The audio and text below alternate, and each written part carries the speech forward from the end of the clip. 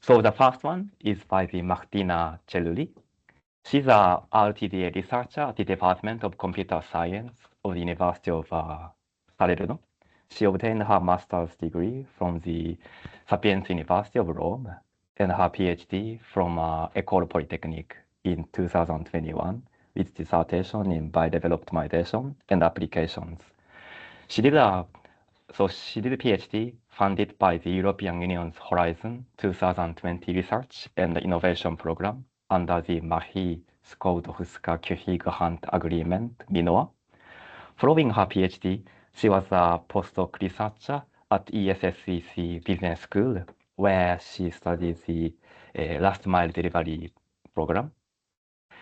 She was awarded one of the Young Women for All 2021 to 2022 by the Euro Wisdom Forum.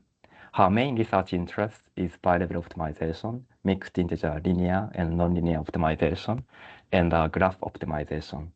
Thank you for accepting our invitation, Martina, and the floor is yours. Thank you very much. So let me share the screen. So can you see the slides? Yes. Perfect. Okay, so hi everyone. Thank you for being here and thank you very much to the organizers. It's a great pleasure for me to be part of this webinar series. And today I will present a joint work with Ivana Ljubic from ESSEC Business School of Paris and Domenico Serra from University of Salerno. So the main idea of this talk is to introduce a new interdiction setting in which essentially the leader is not going to interdict individual items as in the classical interdiction framework, but instead is going to create some incompatibilities between pairs of items. So let me start from the classical interdiction problems. As most of you know, these problems model a strategic interaction between two decision makers. So we have a leader who is the interdictor who disrupts a system by interdicting some elements, and then there is the follower who is going to observe the leader's decision and then solve some optimization problem on the disrupted system. So in the classical interdiction setting, the interdiction, in a sense, acts on single elements of the system, so nodes, edges of a graph, items, and so on. So the motivation of our work is that in many real situations, removing individual items is not the only possible way to disrupt the system. Actually, in many real situations, the leader, so the interdictor does not remove items directly, but creates incompatibilities between such items. For example, we have two technologies that cannot operate together, or two tasks that cannot be executed at the same time, two routes that are not that are mutually incompatible, and so on. So the question here is, what happens if the leader can choose pairs of items that cannot appear together in the follower solution? So this question is very much related to these type of combinatorial problems that are called combinatorial problems with conflict constraints or disjunctive constraints. In which actually there is a huge literature. So we have, as you may see, Knapsack problem with conflict constraints, minimum spanning tree, bin packing, set covering, and so on.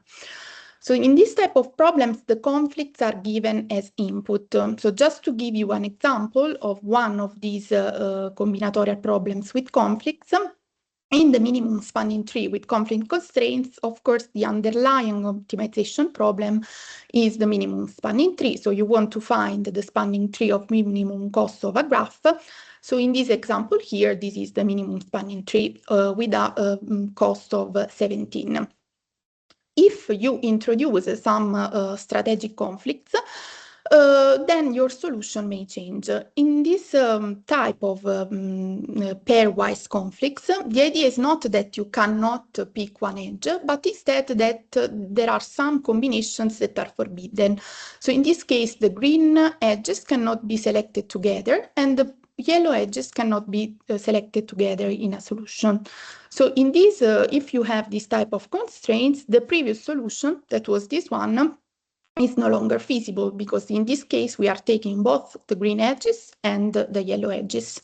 So this is, in a sense, the central idea of this pairwise interdiction. So the leader changes the follower, the feasible region of the follower, by creating incompatibilities between pairs of elements. Indeed, this solution that was previously feasible is no longer feasible, and your optimal solution of this problem with the conflict constraints is this one with a value that is worse than the previous one, because we have a solution that costs 19.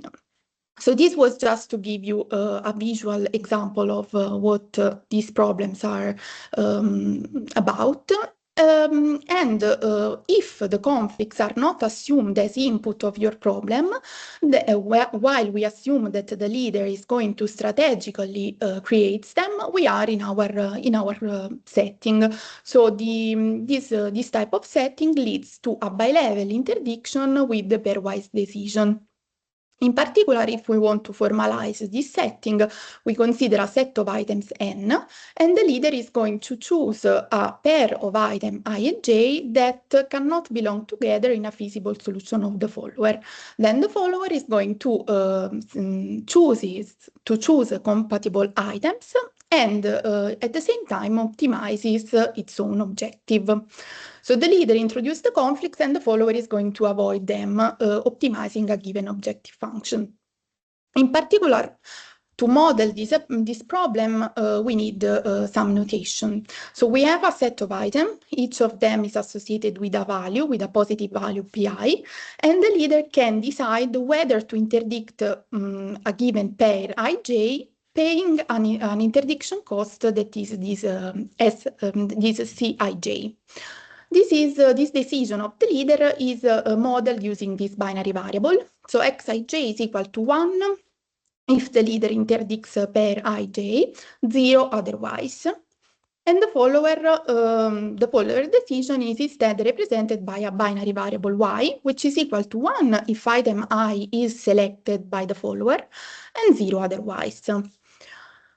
What is going to be solved by the follower is this problem here. So given the leader's decision X on the pairs to interdict, the lower level problem we assume is a maximization problem.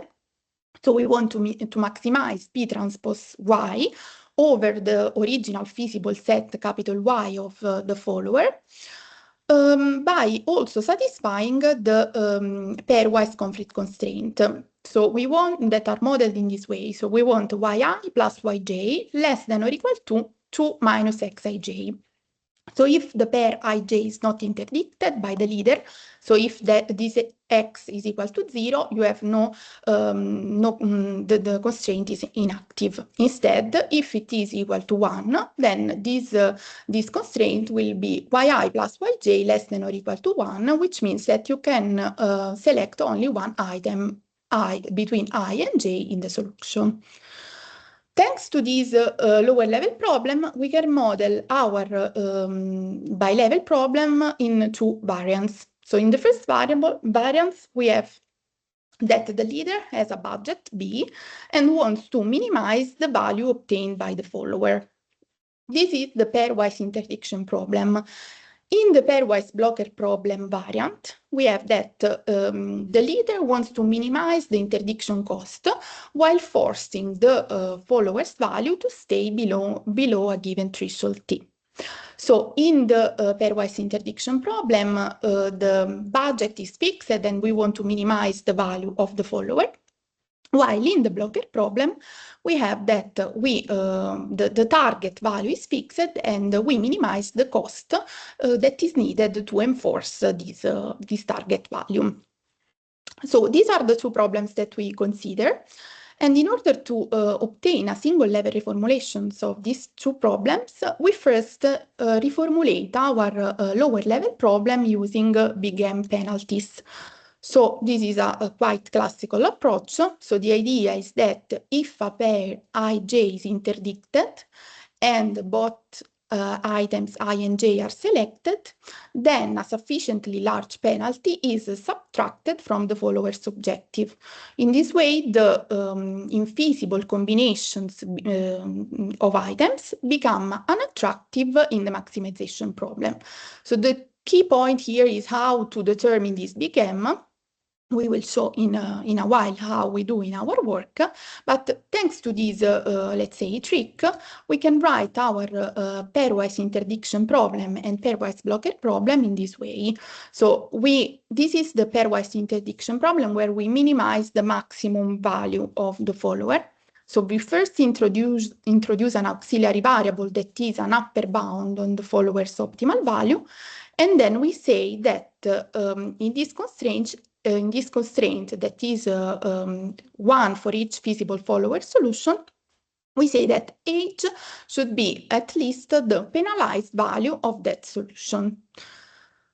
In the blocker problem, in a similar vein, we have that we require that the penalized value of every feasible follower solution is at most t. So in these two problems, we have exponentially many constraints, one for each y in the set capital Y, and we will separate them, as you will see, dynamically using a Bender's cut approach.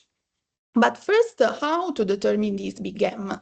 So the idea is that the big M values should be large enough to correctly penalize the forbidden simultaneous selections of interdicted pairs, but not unnecessarily large, otherwise the formulation is too weak. In our work, we proved that once you have two correct big M values for the corresponding classical interdiction problem Mi and Mj, then for your pair Ij, you can select a big M which is equal to the maximum between Mi and Mj. If your lower level problem has monotonicity property, then you can tighten this value and you can select the minimum between I and Mj, where the lower level problem has monotonicity property if given a feasible solution Y, if you consider a vector y prime which is smaller than or equal to y, component wise, so if it corresponds to a subset of items with respect to the set associated to y, then also y prime is a feasible solution of your lower level problem. So in this specific case, we can take the minimum between the two. So thanks to this, we have let's say a reformulation of our problem. What we did is considering a graph interpretation of our problem in order to also determine some other valid inequalities. So what we saw is the following. First of all, we started by considering the conflict graph associated to the problem. So the conflict graph is a graph in which each node represents an item, and there is an edge between each pairs of items which are in conflict. So if you take, for example, this interdiction policy, you have a graph in which you have a node for each item, you have 7 items, and then 1, 2 are in conflict, so you have an edge, 2, 3, you have an edge, and so on. This makes the leader's decision easy to visualize, so choosing a pair means adding an edge to the conflict graph. Then the follower is going to select a conflict-free solution which corresponds to an independent set of the conflict graph, plus additional constraints which are related to the set capital Y. So this is one possible graph, let's say, visualization of our problem. But what we consider in the rest of the talk is the complement of this graph. The complement of the conflict graph is a complete graph in which you have an edge between each pair of items, and then you remove the edges between items corresponding to conflicting pairs. So in this case, the edges represent compatible pairs instead of conflicting pairs, and you remove the edges corresponding to conflicting pairs. So for example, x1, 2 is equal to 1, so you remove the edge 1, 2. In this case, the conflict-free solution is a clique. So the follower is going to what was the independent set in the previous graph, in the conflict graph, now is a clique of the complement graph. This view is useful to derive some cuts, because actually we realized that our pairwise interdiction problem or blocker problem corresponds to a weighted maximum clique interdiction or blocker problem with additional constraints. The additional constraints are the one in the lower level, because we have that y should belong to capital Y. So this is the main difference with respect to the classical weighted maximum clique interdiction or blocker problem. So with this correlation, we leverage the literature in these problems to determine valid inequalities for our case. So what we do, first of all, we rewrite our problem using the same notation as for the clique interdiction or blocker problem. So instead of having the set capital Y, we define the set capital K, which is the set of all the cliques in the complement of the conflict graph, such that the incident vector of these cliques belong to the set Y. So this is something that is not there in the classical problem, weighted maximum clique and so on. So using this notation, we can rewrite our PIP problem, the pairwise interdiction problem, in this way. So we have a constraint for each clique in the set capital K, while for the pairwise blocker problem, you have the same, but you impose that the leader minimize the interdiction cost, and every feasible clique should have a value smaller than t. So these are, in the end, the two formulations that we are going to solve. How to deal with them? We use the Bender's cut approach. So the idea is relaxing these constraints, 1b and 2b, solving the master problem, getting a feasible interdiction policy X, giving it to the lower level, finding the corresponding clique K hat, solving, as I said, the lower level problem corresponding to the leader's decision X hat. And this clique is used to add a violated cut. So the violated cut that we are going to add to our pairwise interdiction problem is this one in the clique K hat. While for the pairwise blocker problem is this one. So the penalized value of K hat must be no larger than the threshold T. So this is quite classical. What we try to do is to try to add some valid inequalities. So the first type of valid inequalities that we are going to add are this one for the PIP problem. So here we used a lower bound on the follower's value. So given this lower bound, you can impose this cut here. So if no pair inside the clique is interdicted, then the clique, these two constraints are the same. If at least one pair is interdicted in the clique, then the clique is destroyed, but you still impose that age should be greater than the lower bound on the follower's value. So also this one is a quite classical one. Another valid inequality that we add is the following. So this is for the blocker, is the following. So assume that you have an upper bound on the pairwise interdiction problem objective. How to determine an upper bound? So an upper bound is simply given a feasible interdiction by the leader. You give it to the follower, you solve the lower level problem, you get a value. This value is actually an upper bound on the optimal solution of the minimization problem that is our PIP problem. So assume that you have an upper bound and you say that tau, the parameter tau, is equal to this upper bound for the PIP problem and that T, your threshold for the pairwise blocker problem. Assume that your clique K hat that you are generating at a given point of your algorithm is such that its value is greater than tau. then you get a clique whose value is greater than an upper bound or greater than the threshold. So you should not leave this clique as compatible. So you should interdict at least one edge inside this clique. And this is precisely what you impose in this cut here. Because if the reader leaves all the pairs in this clique, then the follower could select the whole clique and obtain a value that is larger than this tau, this upper bound on the threshold.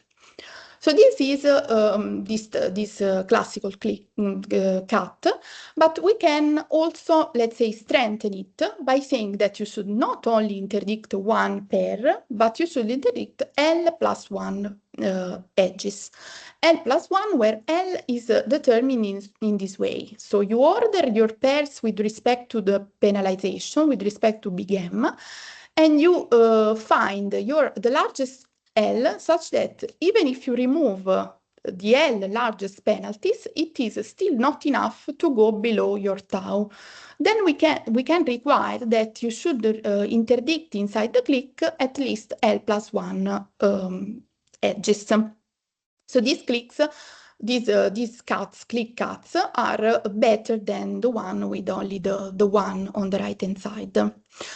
This is the clique that we are the clique cuts that we are going to consider, and actually even a stronger one, which consists in focusing on the sub-clique of your clique K hat that is actually responsible for violating the upper bound or the threshold, and then you impose the interdiction on this sub-clique. So this is the smallest a smaller clique such that is already enough to go over tau. So in this case, you can impose your cut on a smaller set of pairs. So the edges on the clique K tilde. So I'm running out of time. Just the last one is obtains a warm start. So what we do, this is a very easy trick. We relax the integrality of the lower level. We dualize the corresponding linear programming relaxation. We obtain a minimization problem. Solving it, we get a warm start solution that can improve our performances. So our computational performances are presented here. What we tested is a Knapsack Pairwise Interdiction Problem or Pairwise Blocker Problem. So this is a very easy one. Your feasible set Y is simply required that you satisfy the knapsack capacity. And then you have a lower level that satisfies the monotonicity property. So we can use a big M, which is the minimum between the classical interdiction big M's. We tested some instances coming from knapsack interdiction, classical interdiction literature that we adapted to our setting, and we tested all the different configurations that we have, plus the bilevel solver proposed by Fischetti, Lubitsch, Monaci, and Simmel. And what we get, so for the pairwise interdiction problem, we have 400 instances. I don't know if you can see clearly, but so the bilevel solver is very poor. So here you have the distribution of the computational time of the solved instances. So percentage of solved instances with respect to the computational time with a time limit of 1 hour. And then for the ones that are not solved, you compute the gap at termination. So you compute the percentage of instances solved that at termination have a gap smaller than what you have in this x-axis. So as you may see, actually you cannot have a clear difference between the different methods, but I can tell you, even if it's not clear from here, that the basic one is like the one that is below, the curve that is below. And actually, something that is not clear here is that using these cuts, you reduce the nodes of the branch and bound tree. So you have an improvement in terms of node, not an improvement in terms of time and gap. While for the blocker, you have for the gap that the MIP start using the warm start is providing the best final gap at termination. And again, the bilevel solver is has very poor performances. So in the end, having a tailored method for this problem helps because we are getting a better solution than the classical bilevel solver, but still we would like to try to as future work to try to improve this, let's say, this approach. Try also other problems besides Knapsack, other instances, maybe larger ones, and so this is an ongoing work. So we have a lot of things that are still to be tested. Thank you for your attention.